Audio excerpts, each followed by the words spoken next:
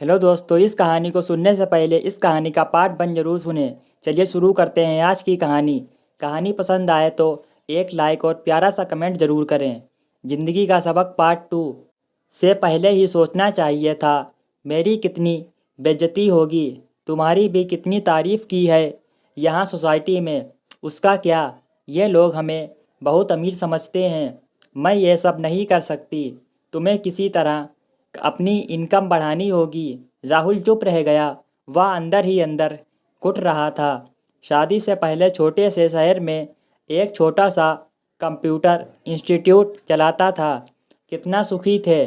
सुबह क्लास होती, दोपहर को खाना खाने घर आता, फिर 2-3 घंटे आराम करके शाम की क्लास के लिए निकल जाता।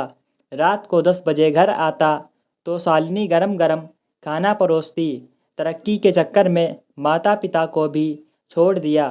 उन्होंने कितना मना किया था, बेटा जो मिल रहा है उसमें सब्र कर, लेकिन उनकी एक बात नहीं मानी। तब तो गाड़ी खरीदने का शौक़ था। एक बार अपना घर क्या छोड़ा, एक बार भी माता पिता से मिलने नहीं गया। छोटा भाई वहीं इंस्टीट्यूट चला रहा है, बार बार फ़ोन पर कहता है, भैया मुझे भी वहीं बुला लो। अब मैं उसे कैसे बताऊं कि यहाँ आकर उसने क्या खोया क्या पाया। आज सुबह जल्दी मीटिंग थी। सुबह जल्दी जाने के लिए शालिनी को बोला था, लेकिन जब राहुल सुबह तैयार हुआ तो पता लगा शालिनी सोकर ही नहीं उठी है। बिना नाश्ता किए, बिना टिफ़िन लिए वह ऑफिस पहुंच गया। आज बॉस ने उसे और उसके साथ काम करने वाले 3 लोगों को नए टारगेट समझा दिए। इंक्रीमेंट का लालच देकर पिछले 6 महीने से लगातार टारगेट बढ़ाता जा रहा था। आज के टारगेट पूरा करने के लिए राहुल को संडे भी काम करना पड़ेगा। इतना बोझ उठाना उसके लिए असंभव था। मीटिंग के बाद वह बॉस के केबिन में गया। बॉस आओ, तुम बहुत काबिल हो, मुझे विश्वास है यह टारगेट तुम ज़रूर पूरा कर लोगे। राहुल, सर ये रहा मेरा रिज़ाइन, मैं 1 महीने का नोटिस पीरियड पूरा करके चला जाऊंगा। बॉस, ये तुम क्या कह रहे हो, अपने करियर से खिलवाड़ कर रहे हो। तुम्हारे घर की ईएमआई का क्या होगा।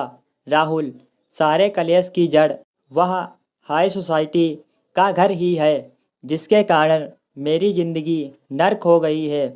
इसी ईएमआई ने मुझे तुम्हारा गुलाम बना रखा था। मैं वह फ्लैट बेच रहा हूँ, इससे पहले कि बॉस ज़्यादा सवाल जवाब करता। राहुल तेज़ी से बाहर निकल आया। आज वह बहुत हल्का महसूस कर रहा था। उसने प्रॉपर्टी डीलर्स को फ़ोन किया और फ्लैट को बेचने के लिए बोला। शाम को राहुल घर आया तो शालिनी ने कहा, शालिनी हम कल कहीं घूमने चलें क्या, तुम कल की छुट्टी ले लो। राहुल, शालिनी अब बस 1 महीने की बात है, उसके बाद बस छुट्टी ही छुट्टी है। शालिनी, क्या मतलब। राहुल, मैंने नौकरी छोड़ दी है, इस फ्लैट को बेच रहा हूँ। जो भी पैसा मिलेगा उससे लोन चुक जाएगा। हम वापस अपने घर जा रहे हैं। इस मॉडर्न सोसाइटी ने मेरा सुख चैन और जहाँ तक कि तुम्हें भी छीन लिया। अब तुम्हें मेरी कोई फिक्र नहीं। अपने इंस्टीट्यूट में ज़रा देर होने पर तुम फ़ोन पर फ़ोन करती रहती थी कि जल्दी आ जाओ। मैं भी भूखी हूँ, यहाँ मैं नाश्ता करूँ या नहीं, टिफ़िन बने या नहीं, तुम्हें कोई परवाह नहीं है। 1 महीने जितने मज़े करने हैं कर लो। मैंने पिताजी को फ़ोन कर दिया है, हम वापस आ रहे हैं, वहीं इंस्टीट्यूट चलाएंगे। शालिनी, ये तुमने क्या कर दिया, सब बर्बाद कर दिया। राहुल, बर्बाद नहीं, ये सब कभी हमारा था ही नहीं। दूसरों की ओर के चक्कर में अपना सुकून खो बैठे। एक बार सोच कर देखो, अगले 20 साल में मेरा क्या हाल होता। ईएमआई वही रहती, मेरे काम करने की शक्ति घटती, खर्चे बढ़ते। एक दिन ऐसा होता कि शायद इस ऐशो आराम के चक्कर में मैं ही नहीं रहता। यह सुनकर शालिनी के होश उड़ गए। इस तरह तो कभी उसने सोचा ही नहीं। शालिनी, मुझे माफ़ कर दीजिए, दूसरों के चक्कर में मैं आप पर ध्यान देना ही भूल गई। आप सही कह रहे हैं, हम वापस अपने घर चलते हैं। 1 महीने बाद दोनों अपना सामान बांध कर अपने घर पहुंच जाते हैं। माता पिता बहुत खुश होते हैं।